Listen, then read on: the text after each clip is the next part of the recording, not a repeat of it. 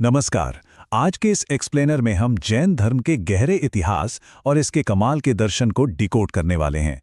अक्सर ये टॉपिक थोड़ा मुश्किल लगता है, लेकिन इसे इस तरह से डिज़ाइन किया गया है कि इसके सारे कॉन्सेप्ट्स और फैक्ट्स एकदम शीशे की तरह साफ हो जाएं। तो चलिए बिना किसी देरी के इस ऐतिहासिक सफ़र पर निकलते हैं। चीज़ों को आसान और याद रखने लायक बनाने के लिए हम इस पूरी चर्चा को 5 छोटे-छोटे हिस्सों में बांटेंगे। शुरुआत करेंगे जैन धर्म की उत्पत्ति से, फिर महावीर स्वामी का जीवन समझेंगे, उसके बाद इसके मूल सिद्धांतों पर बात करेंगे, फिर अलग-अलग संप्रदायों को देखेंगे और अंत में एग्जाम्स में पूछे गए कुछ असली सवालों के जरिए अपना टेस्ट लेंगे। तो आइए सबसे पहले हिस्से से शुरुआत करते हैं, जैन धर्म की उत्पत्ति और इसके प्रमुख तीर्थंकर। किसी भी धर्म को समझने के लिए सबसे पहले उसकी बुनियादी बातों को समझना जरूरी है। क्या कभी आपने सोचा है कि जैन शब्द आखिर आया कहां से? दरअसल ये संस्कृत के जिन शब्द से निकला है। यहां जिन का मतलब किसी बाहरी दुश्मन को हराने वाला नहीं है, बल्कि अपनी खुद की इच्छाओं, वासनाओं और इंद्रियों पर जीत हासिल करने वाला। यही वो आध्यात्मिक लक्ष्य है जो 24 तीर्थंकरों का आधार है। तीर्थंकर यानी वो महान गुरु जो जन्म मरण के इस भव सागर को पार करने का एक सही रास्ता या तीर्थ बनाते हैं।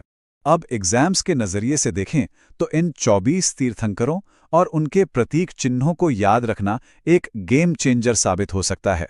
जैसे पहले तीर्थंकर ऋषभदेव जी, जिन्हें हम आदिनाथ भी कहते हैं, उनका प्रतीक वृषभ यानी बैल है। इसी तरह 23वें तीर्थंकर पार्श्वनाथ जी का प्रतीक सर्प है और 24वें तीर्थंकर महावीर स्वामी जी का प्रतीक सिंह या शेर है। इन छोटे छोटे कनेक्शंस को याद रखने से बड़े बड़े सवाल चुटकियों में हल हो जाते हैं। आगे बढ़ते हैं हमारे दूसरे हिस्से की तरफ, जो कि 24वें तीर्थंकर महावीर स्वामी के जीवन पर केंद्रित है। आज हम जैन धर्म के जिस स्वरूप को देखते हैं उसकी नींव में महावीर स्वामी का बहुत बड़ा योगदान है। लेकिन उनकी ये आध्यात्मिक यात्रा बिल्कुल भी आसान नहीं थी। जरा सोचिए, उन्होंने 30 साल की उम्र में अपना भरा पूरा घर छोड़ दिया। उसके बाद लगातार 12 सालों तक वो बेहद कठोर तपस्या करते रहे और अंत में 42 साल की उम्र में जृंभिक ग्राम के पास ऋजुपालिका नदी के तट पर एक साल वृक्ष के नीचे उन्हें सर्वोच्च ज्ञान मिला, जिसे कैवल्य कहा जाता है। इसी कैवल्य की वजह से उन्हें कैवलिन नाम दिया गया। इतिहास को समझ लेने के बाद अब बात करते हैं तीसरे हिस्से की, यानी जैन धर्म के मूल सिद्धांत और इसका गहरा दर्शन। एक जैन अनुयायी का पूरा जीवन मुख्य रूप से इन 5 महाव्रतों पर टिका होता है। ये एक तरह से उनके जीवन का एथिकल कोड है। इसमें एक बहुत ही दिलचस्प फैक्ट ये है कि पहले 4 व्रत अहिंसा, सत्य, अस्तेय और अपरिग्रह 23वें तीर्थंकर पार्श्वनाथ जी ने दिए थे। लेकिन जो 5वां और आखिरी सिद्धांत है ब्रह्मचर्य, उसे खुद महावीर स्वामी ने जोड़ा था। अब एक बड़ा सवाल आता है कि मोक्ष कैसे मिले। इसके लिए जैन दर्शन हमें त्रिरत्न यानी 3 रत्नों का रास्ता दिखाता है: सम्यक ज्ञान, सम्यक दर्शन और सम्यक चरित्र। ये तीनों मिलकर एक ऐसा वाहन बनाते हैं जो इंसान की आत्मा को कर्मों के जाल से आजाद कर देता है। और हां, यहां एक बात ध्यान रखने वाली है कि इन तीनों में सबसे ज्यादा जोर सम्यक चरित्र यानी आपके सही आचरण पर दिया गया है। दर्शन की दुनिया में जैन धर्म का सबसे शानदार कंसेप्ट है स्यादवाद या अनेकांतवाद। यह असल में हमें बताता है कि दुनिया की सच्चाई बहुत कॉम्प्लेक्स है और कोई भी एक नजरिया पूरी सच्चाई नहीं हो सकता। यह हमें सिखाता है कि हर इंसान का अपना एक अलग नजरिया हो सकता है और वो अपनी जगह सही भी हो सकता है। एक तरह से ये विचारों के मतभेद का सम्मान करना सिखाता है। हमारा चौथा हिस्सा हमें ले जाता है जैन धर्म के इतिहास के एक अहम मोड़ पर, इसकी संगीतियां और संप्रदाय।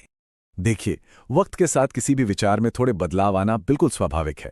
पाटलिपुत्र में जब पहली जैन संगीति हुई तो यहीं से श्वेतांबर और दिगंबर संप्रदायों के बीच एक बड़ा फर्क सामने आया। श्वेतांबर जो स्थूल भद्र को मानते थे, वो सफेद कपड़े पहनते थे। वहीं दिगंबर जो भद्रबाहु के समर्थक थे, उनका मानना था कि दिशाएं ही उनके वस्त्र हैं, इसलिए वो निर्वस्त्र रहते थे। इसके अलावा महिलाओं को मोक्ष मिलने और एक केवली को भोजन की जरूरत होती है या नहीं, इन बातों पर भी दोनों के विचार एकदम अलग थे। और अब हमारी चर्चा का आखिरी और सबसे प्रैक्टिकल हिस्सा, महत्वपूर्ण स्थल और एग्जाम्स में आए हुए कुछ असली सवाल। जरा इस सवाल को देखिए जो सीधे स्टेट लेवल एग्जाम में पूछा गया था। हिस्टोरिकल ज्योग्राफी का ये मैच द फॉलोइंग सवाल देखकर ही समझ आ जाता है कि बेसिक चीजें याद रखना कितना जरूरी है। अगर सिर्फ इतना याद हो कि अयोध्या का सीधा संबंध पहले तीर्थंकर ऋषभदेव से है, तो बाकी के गलत ऑप्शंस अपने आप ही एलिमिनेट हो जाते हैं, क्योंकि उनका जन्म वहीं हुआ था। यहाँ एक और बेहतरीन उदाहरण है। हमने शुरुआत में ही प्रतीक चिन्हों पर जोर क्यों दिया था? क्योंकि सीधे ऐसे सवाल बनते हैं। अगर बस इतना दिमाग में रहे कि आदिनाथ का सिंबल वृषभ यानी बैल है और पार्श्वनाथ का सर्प है, तो ये पूरा का पूरा सवाल बिना किसी कंफ्यूजन के कुछ ही सेकंड्स में सॉल्व हो जाता है। अब फिलॉसफी वाले पार्ट को टेस्ट करते हैं। ये सवाल पूछ रहा है कि त्रिरत्न किस धर्म से जुड़ा है।